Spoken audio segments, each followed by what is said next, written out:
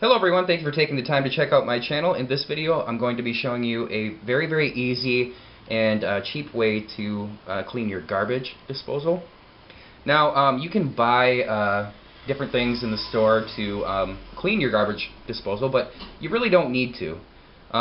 Dish soap will do pretty much the same thing, and that's what we're going to be using. Now the first thing you want to do, set that aside for now, is run your hot water into the sink that has the disposal. Let that hot water go in there for about a minute or so. That'll help to kind of loosen up anything that's in there. Alright guys, I've had the water going for a little over a minute. You're not going to want to shut it completely off, but you are going to want to bring it down to about right there. Don't shut it completely off. Keep it going just a little bit. Now, this is where the dish soap comes in.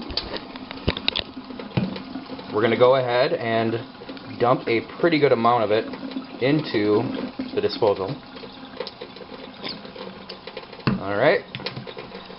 And go ahead and turn the disposal on. And you'll see in the other sink there some of the suds coming up. Now what that's going to do, guys, it's going to clean your disposal and give it a really good fresh scent. And that's the idea. Now I'm going to let this go for not too much longer, maybe like 20 seconds.